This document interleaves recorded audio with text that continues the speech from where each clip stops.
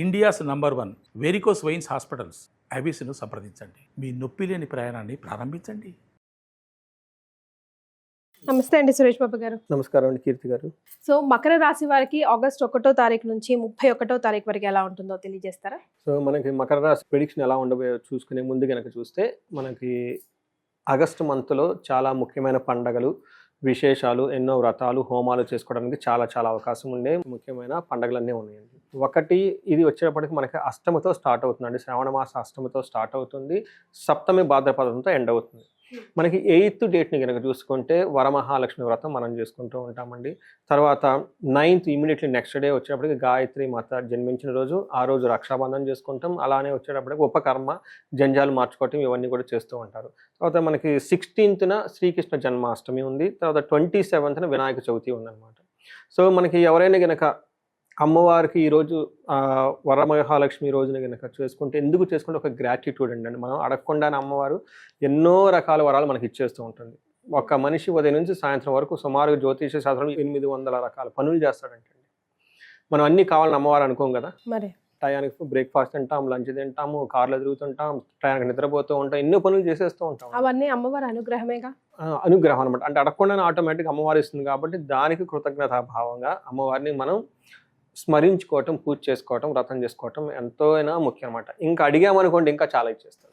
అందుకని ఆ రోజు చాలా చాలా చాలా ముఖ్యమైన రోజు. ప్రతి ఒక్కళ్ళు ఎంతో కొంత శక్తి కూడా అది స్కిప్ కాకుండా మనం పూజ చేసుకోండి. అట్లీస్ట్ పూజ చేసిన వాళ్ళ పక్కన కూర్చుంటే మనకు ఆ పుణ్యం వస్తుంది.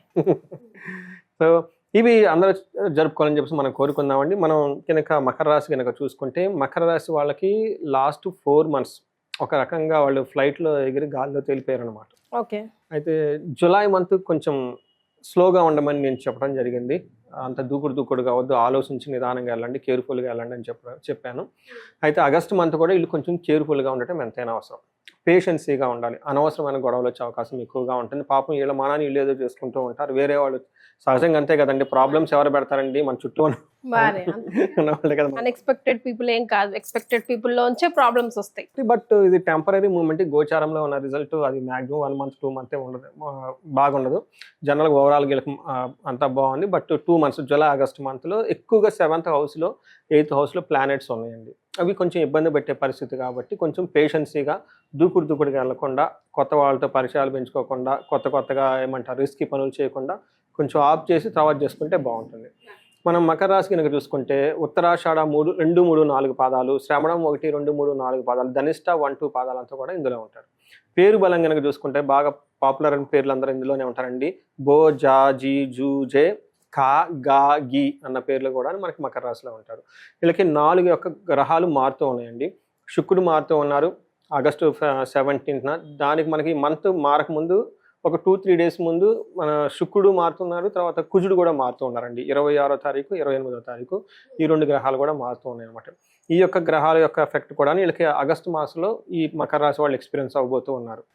మనం లఘు గోచారం, సూక్ష్మ గోచారం ప్రకారం కనుక చూసుకుంటే వీళ్ళకి ఎలా ఉంటుందంటేనండి, ఒకటి పీడాం, కొంచెం హెల్త్ అంత యాక్టివ్గా ఉండదు, ఏదో ఒక విధంగా బాధించబడుతున్నట్లు, ఓవర్ హీట్ చేయటం అవన్నీ చేసే అవకాశం ఎక్కువగా ఉంటుంది. తర్వాత విరోధము, విపత్తి అని చెప్తుంట. అన్ఎక్స్పెక్టెడ్గా ట్రబుల్స్ వచ్చే అవకాశం ఎక్కువగా ఉంటుంది. వీళ్ళ చుట్టూ ద్వేషించబడే వాతావరణం ఎక్కువగా ఉంటుంది. ఇది కొంచెం ఏ ప్రకారంగా చూసుకున్నా అంత అనుకూలంగా లేదు కాబట్టి కొంచెం జాగ్రత్తగా ఉండాలని మనం వీళ్ళకి సూచించవచ్చు. మనకు 8th హౌస్లో సూర్యుడు ఉండటం వల్ల ఏమవుతుందంటేనండి, దుర్దోష శత్రు సంవాదో గమన గద దుఃఖ వార్తాశ్రుతం చైవ అష్టమస్తే యథారవి అని చెప్తూ ఉంటారు. ఈ ప్రకారం కనుక చూసుకుంటే దుర్దోష అంటే చెడు ఉద్దేశాలు ఎక్కువ ఉంటాయండి వీళ్ళకి ఈ టైంలో. తర్వాత శత్రువులతో ఈళ్ళే పోయి గొడవ పెట్టుకునే అవకాశం ఎక్కువగా ఉంటుంది. తర్వాత గమన వ్యధ, వచ్చేటప్పుడు పోయేటప్పుడు ప్రయాణాలు చేసుకుని వాటిలో ఉపయోగం ఏం లేకుండా తిరుగుతూ ఉంటారు. దుఃఖం కలిగించే వార్తలు వినే అవకాశం ఎక్కువగా ఉంటుంది. కొంచెం కేర్ఫుల్గా ఉండాలి. తర్వాత మనీ ప్రకారంగా కూడా కొంచెం జాగ్రత్తగా పెట్టుకోండి. దుబారాగా ఖర్చు అవకాశం ఎక్కువగా ఉంటుంది. డబ్బు అంతా విత్డ్రా చేసేసి చక్కగా లాకర్లో పెట్టుకొని లాక్ చేసుకొని, లాక్ దూరంగా ఎక్కడన్నా పెట్టుకోండి, లేదంటే డబ్బు వాడేస్తూ ఉంటారు. 9వ ఇంట్లో కుజుడు ఉండటం వల్ల అగైన్ ఇది అంత అనుకూలమైన పరిస్థితి కాదండి. జనరల్గా ఈ టైంలో ఏమవుతుందంటే అండి, స్థాన భ్రష్టత్వం, అనుకున్నంత పని ఎఫెక్ట్గా పని చేయలేరు. ప్రొఫెషనల్స్ సంబంధించిన విషయాల్లో కొంచెం జాగ్రత్తగా ఉండాలి. వృధాగా విపరీతంగా ఖర్చు పెట్టేస్తారు. ఇప్పుడే నేను చెప్పాను, విపరీతంగా ఖర్చులు వచ్చేస్తాయి. ఎందుకు ఏమో తెలవదు, కళ్ళు మూసి ఇలా కళ్ళు చేసరికి డబ్బులు అయిపోతాయి. అలా అయిపోయిన తర్వాత పోనీ ఏదైనా పెద్ద పెద్ద పనులు చేసామంటే ఏముండదు. ఈ విధంగా ఉండే అవకాశం ఎక్కువగా ఉంటుంది. శత్రువుల వల్ల భయం పడే అవకాశం ఎక్కువగా ఉంటుంది. రెండోది శుక్రుడు కూడా వీళ్ళకి అనుకూలంగా లేరండి. అంటే దాదాపు 3-4 గ్రహాలు వీళ్ళకి అనుకూలంగా లేవు. ఈ టైంలో విరోధ శత్రు పీడం జ్ఞాతీనాంచ విరోధద ఆయాసో ధారాపుత్ర ద్వేష్ట అని చెప్తుంటారు. ఇంట్లో భార్యతోటి పిల్లలతో గొడవ పట్టడం, తర్వాత విపరీతంగా ఆయాస రావటం, హెల్త్ సరిగా ఉండదు. జనరల్గా ఏమంటే హెల్త్ మనకి బాగలేనప్పుడు మన మధ్య సింపతి చూపించే వాళ్ళు ఉండాలి. కానీ మకర రాశి వాళ్ళకి ఉల్టా, వీళ్ళకి హెల్త్ బాగుండదు కాబట్టి అందరూ ద్వేషిస్తూ ఉంటారు. ఇది ఇంకా టఫ్ అనమాట. శుభకార్యాల గురించి ఖర్చులు పెట్టే అవకాశం ఎక్కువగా ఉంది. బట్ నేనేమనుకుంటాను, ఈ టైంలో మనకి పండగలు అన్నీ ఉన్నాయి కాబట్టి చక్కగా గుళ్ళు గోపురాలు, తర్వాత ఇంట్లో వ్రతాలు ఇవన్నీ చేసుకుంటూ ఆధ్యాత్మికంగా కనుక ఎక్కువగా కనుక టైం స్పెండ్ చేస్తే బాగుంటుందని చెప్పేసి ఒక పరిహారం లాగా చేసుకోవచ్చు. గ్రహాల పరంగా అంత కలిసి రానట్టుగానే అనిపిస్తున్నాయి. నక్షత్రాల ప్రకారం నక్షత్రాలు కూడా ఆల్మోస్ట్ అలానే ఉందండి. చూద్దాం ఎలా ఉంటుందో. ఫస్ట్ ఉత్తరాషాఢ నక్షత్రం వాళ్ళని చూసుకున్నాం అనుకోండి, వీళ్ళకి అతి భయము, రోగము, దరిద్రము 3 చూపిస్తుంది. సో ఒక పాజిటివ్ న్యూస్ ఏంటంటే ప్రొఫెషన్లో ప్రమోషన్స్ వచ్చే అవకాశం ఎక్కువగా ఉంది. ఓకే, ఇది మిగతా 3 విషయాల్లో కొంచెం జాగ్రత్తగా ఉండాలి. శ్రవణం నక్షత్రం వాళ్ళకి అగైన్ రాజ్యలాభం చూపిస్తూ ఉందండి. చక్కగా ఏదో ప్రమోషన్ చేస్తున్న ప్రొఫెషన్లో ఒక హ్యాపీ న్యూస్ వచ్చేసి ఒక నెక్స్ట్ లెవెల్కి వెళ్ళి అయితే ఖచ్చితంగా ఉంటుంది. కానీ హెల్త్, ఫైనాన్షియల్ క్రైసిస్, అతిగా భయపడే సిచ్యువేషన్స్ వచ్చే అవకాశం ఎక్కువగా ఉంటుంది. ధనిష్ట వాళ్ళకి కూడా సేమ్ అండి. వీళ్ళకి రాజ్యలాభం చూపిస్తుంది, అతి భయము, దరిద్రము, రోగము చూపిస్తుంది. ఓకే, అంటే మనం కనుక చూసుకుంటే వీళ్ళకి ఒక 20-30% మాత్రమే బాగుంది, మిగతా విషయాలు బాగలేదు. కొంచెం జాగ్రత్తగా ఉండాలి. ఉత్తరాషాఢ నక్షత్రం వాళ్ళకి గాయాలు అయ్యే అవకాశం ఎక్కువగా ఉంటుంది. కొంచెం కేర్ఫుల్గా ఉండాలండి. సో మరి 30-40% బాగుంది అని అంటున్నారు కాబట్టి మరి గట్టిగానే రెమెడీస్ పాటించాల్సిన అవసరం మకర రాశి వారికి ఎంతైనా ఉందని అనిపిస్తుంది. మరి ఎలాంటివి సూచిస్తారండి? నేనేం చెప్తానంటే అండి, వీళ్ళకి ఏలినాటి శని యొక్క ఇంప్రెషన్స్ ఇంకా చాలా మందికి ఉన్నాయండి. నాకు ఇప్పటికి ఏలినాటి శని అయిపోయినా కానీ అప్పుడు చేసిన అప్పుల బాధ ఇంకా ఇప్పటికి, లేదంటే అప్పుడు ఉన్న ఇన్హిబిషన్స్, మెంటల్ ఇన్హిబిషన్స్ ఇంకా వాళ్ళు క్యారీ అవుతూ ఉన్నారు. నేను చాలా మందికి ఏం చెప్తానంటే ఈ రాశి వాళ్ళకి, ఇది మనకి అందులో కూడా చెప్పుకున్నాం, మనకి ఉగాది రాశి ఫలాల్లో కూడా చెప్పుకున్నాం, వీళ్ళు కుంభకోణం నవగ్రహ టెంపుల్స్ కంపల్సరీ విజిట్ చేయమని నేను చెప్తానండి. ఓకే, లేదంటే ఎట్టి పరిస్థితుల్లో మనకి తిరునల్లారు అని ఉంటుంది, అక్కడికి ప్రతి ఒక్కళ్ళు ఎట్టి పరిస్థితుల్లో వెళ్ళాల్సిందేనండి. వెళ్ళిన తర్వాత వాళ్ళకి లైఫ్లో డ్రామాటిక్ షిఫ్ట్ ఖచ్చితంగా వస్తుంది. దారిలో చిదంబరం వచ్చేటప్పుడు అమ్మవారిని, కంచి అమ్మవారి, కామాక్షి అమ్మవారిని కనుక చూసుకొని వస్తే ఇది ఒక 2 days ట్రిప్ పడుతుందండి. కొంచెం దూరం తమిళనాడు అనుకోకుండా, ఎందుకంటే ఇప్పుడు ఈ రోజుల్లో అన్ని కార్లు కానివ్వండి, తర్వాత ట్రైన్స్, రోడ్లు అన్ని బాగున్నాయి. అందులోనూ ఈ ట్రిప్ కూడా బాగుంటుంది. అది ఆ రోడ్ అంతా ఒకటే లైన్లు అన్ని చూసుకొని వస్తే చాలా బాగుంటుందండి. అది మనకి యాత్రల ప్రకారంగా చూసుకోవాలి.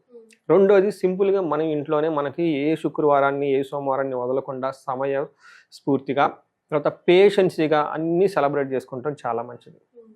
ఇంకా నేనేం చెప్తానంటే ఈ టైంలో నవగ్రహ స్తోత్రం చేసుకోవటము, తర్వాత సంధ్యావందనం చేసుకోవటము, తర్వాత వీటితో పాటు ఇంకా ఏమైనా కనుక ఎక్స్ట్రా కనుక ప్రాబ్లమ్స్ ఏమైనా కనుక ఉంటే, ఫైనాన్షియల్ రిలేటెడ్ ప్రాబ్లమ్స్ ఉంటే, నేను 21-22 వచ్చేటప్పటికి విశేష హోమం ధనలక్ష్మి గురించి చేస్తూ ఉన్నానండి. ఒకటి కుబేర పాశుపత అభిషేకం ఒకరోజు, రెండో రోజు విశేషంగా ధనం రావడానికి, శీఘ్రంగా ధనం రావడానికి వచ్చేటప్పటికి మహాలక్ష్మి విశేష హోమం కూడా 2 కలిపి చేస్తూ ఉన్నాను అనమాట. దాంట్లో ఇది ఫస్ట్ టైం నేను సామూహికంగా చేస్తున్నానండి. ఇప్పటిదాకా 1-to-1 చాలా మందికి చేస్తున్నాను. సామూహికంగా చేయడం జరుగుతుంది. ఇంట్రెస్ట్ ఉంటే మనకి కనెక్ట్ అయితే దానికి సంబంధించిన డీటెయిల్స్ ఇచ్చేసి పార్టిసిపేట్ చేసుకోవచ్చు. బట్ అది కాకుండా ఇంకెవరైనా కనుక చేసుకుంటే చండీ హోమం, చండీ పారాయణం చేసుకున్నా కానీ చాలా బాగా కలిసి వస్తుంది. దుర్గా కవచం అని ఉంటుందండి. ఓకే, ఈ 30 days దుర్గా కవచం అట్లీస్ట్ ఒక్కసారి చదివినా కానీ బాగుంటుంది. సో మకర రాశి వారికి అంతగా కలిసి రావట్లేదు కాబట్టి ఈ రెమెడీస్ మాత్రం కొంచెం సిన్సియర్గా ఈ శ్రావణ మాసాన్ని ఉపయోగించుకొని చేసుకుంటే బయటపడే అవకాశం ఉంది. చాలా సంతోషం అండి, ధన్యవాదాలు. సంతోషం.